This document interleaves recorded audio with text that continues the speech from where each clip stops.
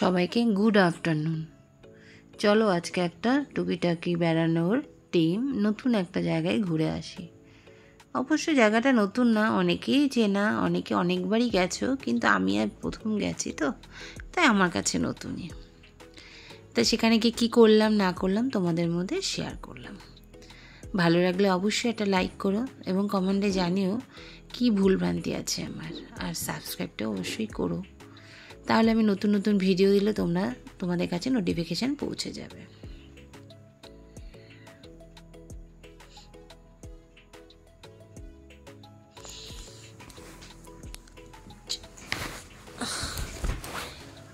অনেক দিনের ইচ্ছাই ছিল আমার পতিদেবতার, যে একদিন রাজারহাট নিউ টাউনে এই বিশ্ব বাংলার যে রেস্টুরেন্টটা আছে ওখানে খাবো। তা আজকে একটু গেছিলাম আমরা সল্টলেকের দিকে, তাই ফেরার পথে সেই সুবর্ণ সুযোগটা চলে এলো, বললো চল তাহলে আজকে আমরা গিয়ে ওখানেই খাওয়া দাওয়াটা করি।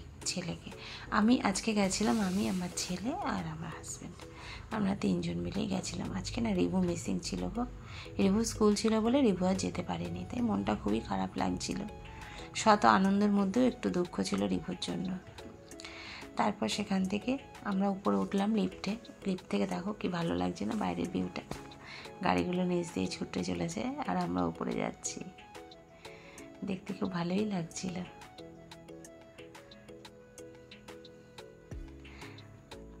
আমাদের এটা হয়েছে অনেক 2 বছর মনে হয়ে গেছে নাকি তার বেশি, আমার ঠিক মনে নেই, কিন্তু আমাদের যাওয়া হয়ে উঠছিল না। যখনই ওখান দিয়ে আসতাম যেতাম তখনই বলতো এখানে একদিন যাব, এখানে একদিন, কিন্তু কিছুতেই সময়ের অভাবে বা কোনো এক কারণে যাওয়া হয়ে উঠছিল না। গিয়ে ভেতরে গিয়ে দেখলাম ফাঁকাই ছিল। আমি শুনেছি এর আগে যে অনেকক্ষণ নাকি লাইন দিয়ে বসে থাকতে অপেক্ষা করতে, কিন্তু আজকে আমাদের ভাগ্য ভালো, গিয়ে প্রথম টিকিট কাউন্টারে গিয়ে কুপন করলাম, 3 জনের কুপন করে, এবং সাথে সাথে আমাদের উপরে যেতে বললো, এবং গিয়ে ফাঁকাই ছিল টেবিল, কিছু লোক ছিল, তা আমরা সামনের দিকটা ভিড় ছিল বলে পেছন দিকটা গিয়ে একটু সরে গিয়েই বসলাম। আর উপর থেকে দেখো নিচের ভিউগুলো দেখা যাচ্ছে। আর আজকে ওয়েদারটা না ভীষণ ভালো ছিল, পরিষ্কার আকাশ, জলমলে আকাশ ছিল। আমরা ঠিক গেছিলাম 3:30 সাড়ে 3টে নাগাদ, এই সময় গেছিলাম বলেই মনে হয় ফাঁকাটা ছিল, কারণ সন্ধ্যের দিকে তো খুব ভিড় হয়, শুনে অনেকক্ষণ নাকি বসে অপেক্ষা করতে হয়। তারপরে এখানে আমরা বসার সিট পেলাম এবং এখানেই বসলাম। আর উপর থেকে ভিউটা লাগছে দেখো, ওফ কি দারুণ, তাই না? কি সুন্দর লাগছে, তাই না?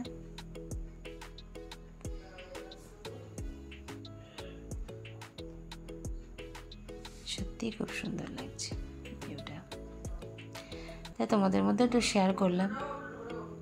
আর আমার একটা নতুন জায়গায় যাওয়ার অভিজ্ঞতাও আমার স্মৃতিকথায় তুলে রাখলাম, যখন মন চাইবে তখনই দেখতে পারবো। কি ভালো লাগছে না? তা আমাদের খাবার অর্ডার করা হয়ে গেছিলো, কিন্তু সার্ভ করতে একটু দেরি হয়েছিল, তাই জন্য আবার পাশের দিকটা একটু ঘুরে দেখতে লাগলাম।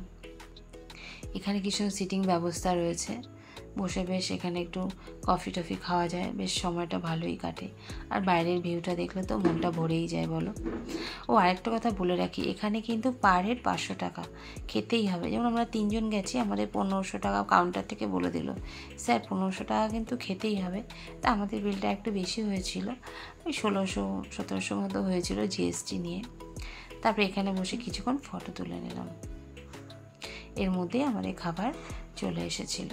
তা আমরা আজকে খাবারে নিয়েছিলাম একটা মাটন বিরিয়ানি, একটা কুলচা, আর নিয়েছিলাম মিক্সড ফ্রাইড রাইস আর মাটন রোগন জুস। খাবারগুলো খুব ভালোই ছিল এবং কোয়ান্টিটিও বেশ ভালো ছিল, খুবই ভালো ছিল খাবারগুলো,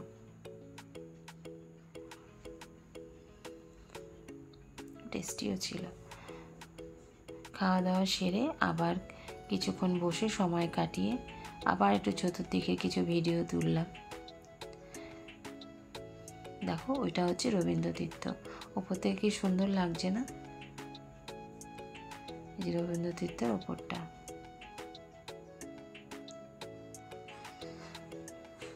তারপরে আরও কিছুক্ষণ বসে তিনজন মিলে একটু গল্প করে কিছুক্ষণ সময় কাটালাম।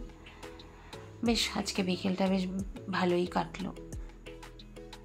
আর নিচের গাড়িগুলো যেমন ছুটে চলেছে উপর থেকে, কী দারুণ লাগছে তাই না? যেখানেই যাই সেখানে তো ফটো তুলতেই হয়, বলো, ফটো তো বানতেই হয়। তা আমার ছেলের তো ফটো তোলা যায় না, জায়গায় বসেছিল টুক করে একটা ফটো তুলে নিয়েছি।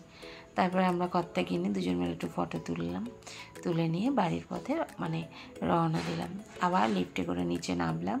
নামার সময় বাইরের ভিউটা দেখো। আমার ভিডিওটা এতক্ষণ কষ্ট করে দেখার জন্য সবাইকে অনেক অনেক ধন্যবাদ। ভালো লাগলে অবশ্যই এটা লাইক করো, শেয়ার করো আর সাবস্ক্রাইব করতে ভুলো না কিন্তু।